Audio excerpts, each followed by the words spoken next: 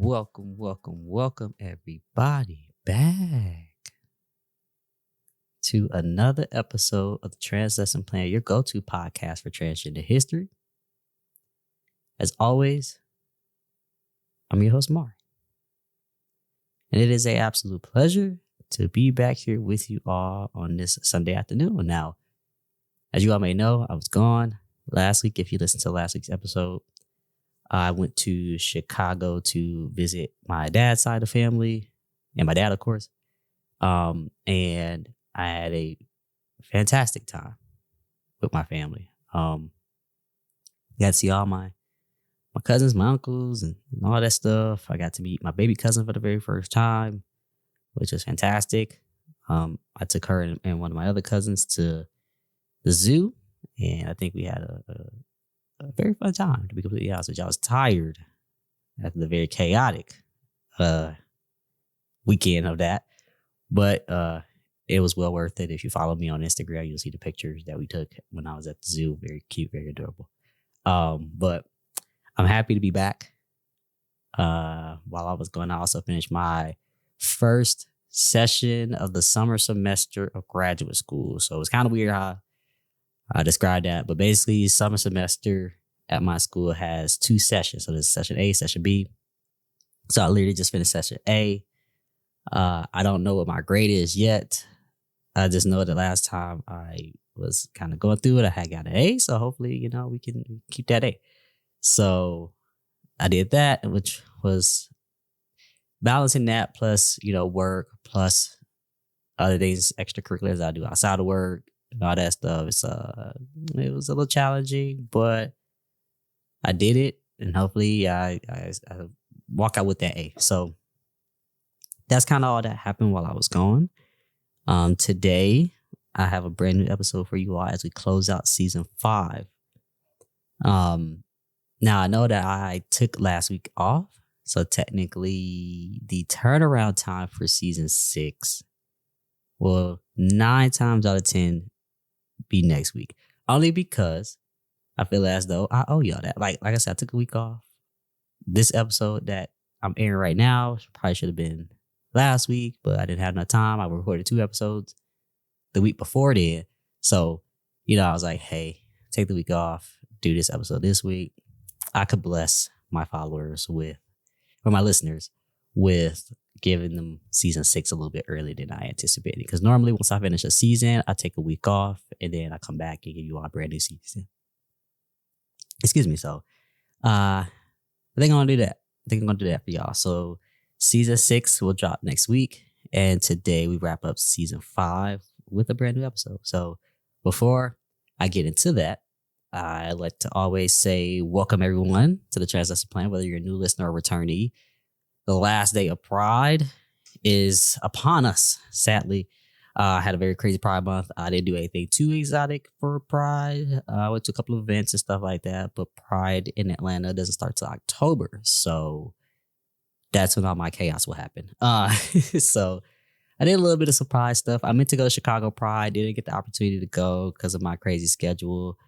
I was tired too after everything I was doing. So trying to go out and party after hanging out with kids in the morning and run around the city to see family. It was just a lot. So I didn't get to go, but next year will definitely be on the books. Probably alongside New York Pride, to be completely honest with you. Now Chicago Pride is still today. Yeah, the parade is today, but last week it was the festival. So you can go to the bars and see the concerts and stuff. Today it's just a parade, so it's a little different. But like I said, next week I'll be there. I think New York's is today as well. So shout out to all those who are having their Pride festivals today and the parades. Be safe, of course. That's what I always like to say. As we wrap up Pride, I'd like to say thank you to all of my listeners here today that's listening out to the podcast. If you are a new listener, welcome. I'd like to thank you so much for somehow finding out about this podcast, whether it is from some unknown source, but also taking the time to listen to today's episode. Just to give you a heads up, the Trans Lesson Plan is your go-to podcast for transgender history. It is not just really about history, but obviously it really serves as a platform, right, for education, provide insights into the community, and inspire understanding, inclusivity. Just get you more conversations about what it's like to be someone who identifies as trans as it relates to our very, very, very, very long history. Each episode is intentionally designed to be concise yet comprehensive. So it is no longer than like 10, 20 minutes. My overall goal is really to give you something to start with. And then, of course, you take that and learn more on your own time and along the way. So welcome to all my brand new listeners. I greatly appreciate you for taking time out of your day to listen to this episode. And of course, to all my returnees, welcome back. That's all I like to say. You all make the podcast happen. You know what I'm saying? The subscriber count's going up. The listener count's going up. That means that y'all doing y'all job out there and promoting the podcast in any way, shape, or form. I greatly appreciate you. To follow up on my social media manager, I am still looking for one. Because I know y'all probably are wondering, like, Mari, we need like stuff to share, you know? And like I have a couple of things on the Transgender Plan Instagram, but it does need a lot more improvement. But I'm looking for one. If you know anyone who is interested in being a social media manager for this podcast, if you're really, really interested in helping out, I would greatly appreciate if you email me. You can email me at Amari, AMARI, at thetranslucentplan.com. Just as a heads up, if you really, really want to. You don't have to. Like I said, I'm still working on that. So, like I said, thank you to all of my returning listeners. I greatly appreciate you all so much for continuing to support this podcast and like putting your foot forward to making sure that this guy happens.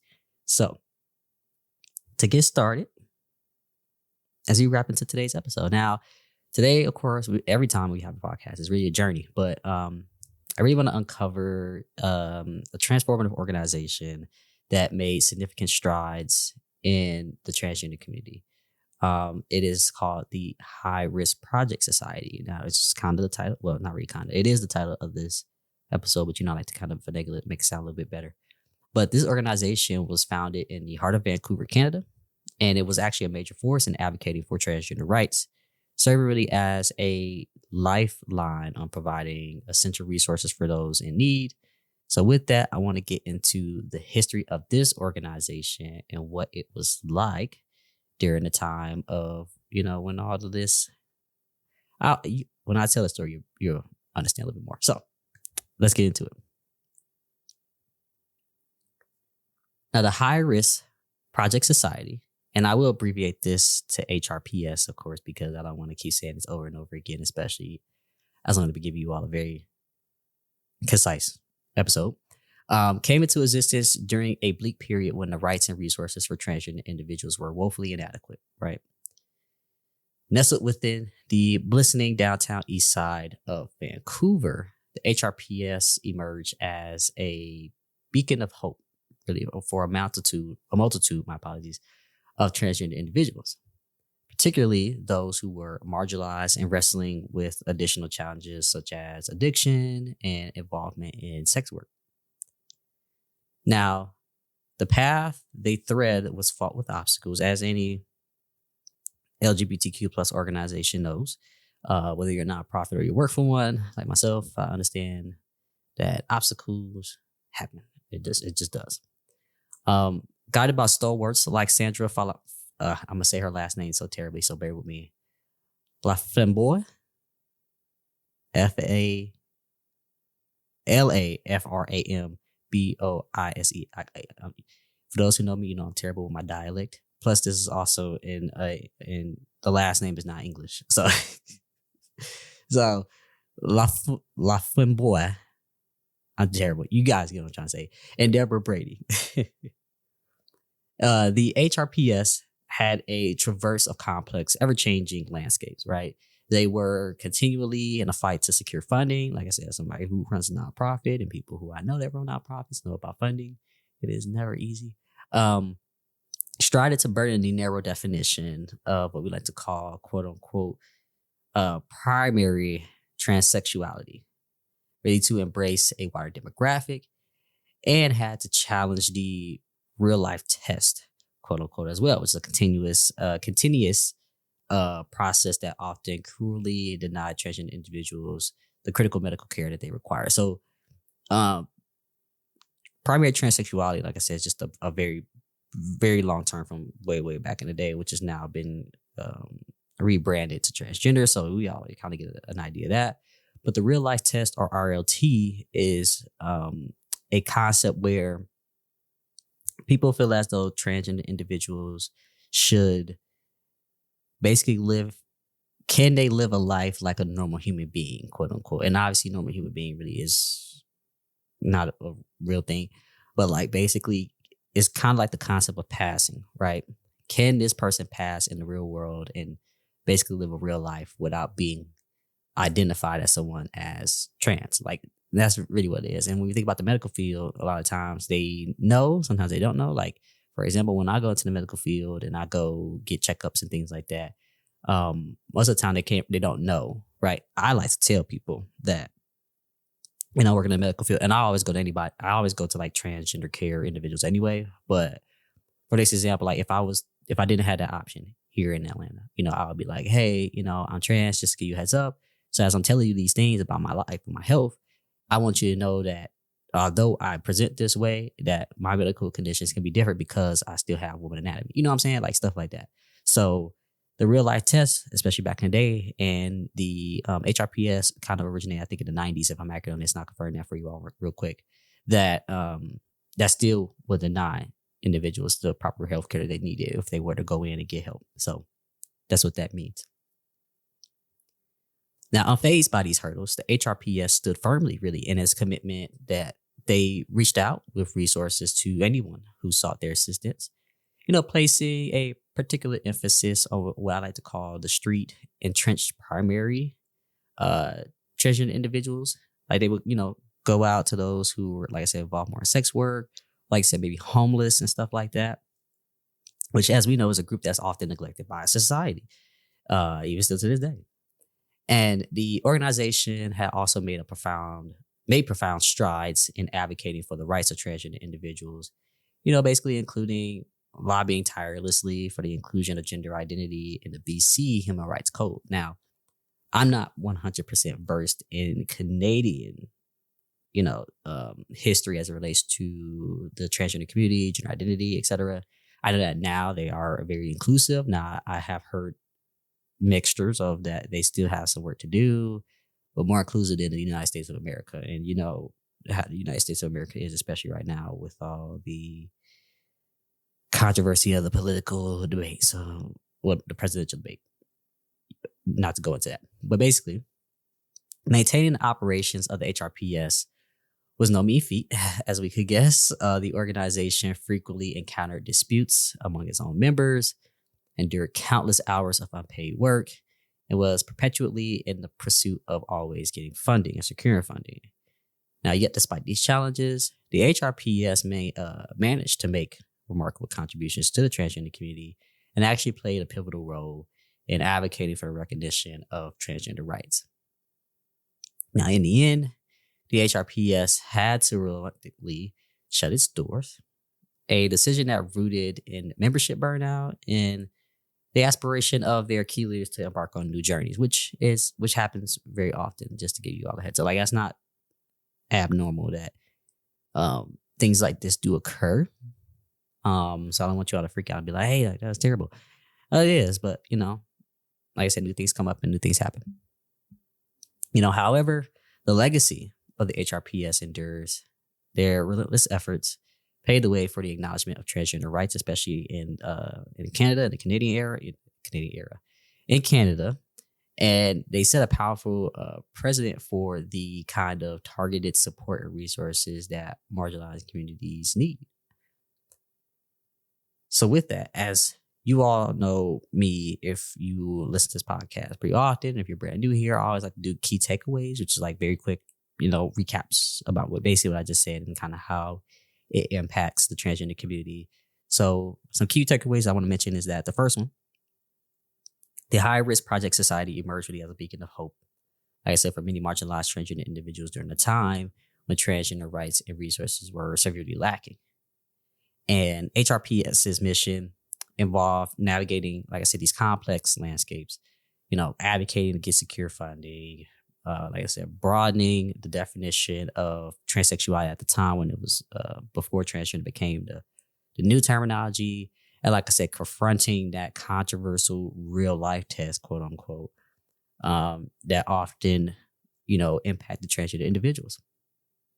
Now, like I said, despite the challenges that they did occur, the HRPS was relentless in making sure that they're providing the proper resources, to groups that were often overlooked, especially those who were involved more in the street entrenched process of that. So the HRPS, like I said, made significant strides in advocating for the rights of transgender individuals. And like I said, even including the lobbying of the inclusion of gender identity in the BC's Human Rights Code. So, although they had to close their doors, the story of HRPS, in my opinion, underscores the crucial role of intersectionality in activism, right? By focusing on these specific intersections of identity, we are able to provide resources to those who might otherwise be excluded from the broader LGBTQ plus community. So that's why I say today that the HRPS is remembered for its significant contributions to the transgender community, its advocacy and its actions in serving as a foundation for the future, and the future as in today, and obviously future trans-focused community services as we see today, like different trans-focused nonprofit organizations or services that's offered out into the general public as well. So, word bombing today. It's been a week. As we reflect on the journey of the HRPS and their incredible impact, it is crucial to, like I said, make sure that we are aware of the potent reminder that people are multidimensional with intersecting identities that result in these diverse experiences of joy, struggle, and oppression.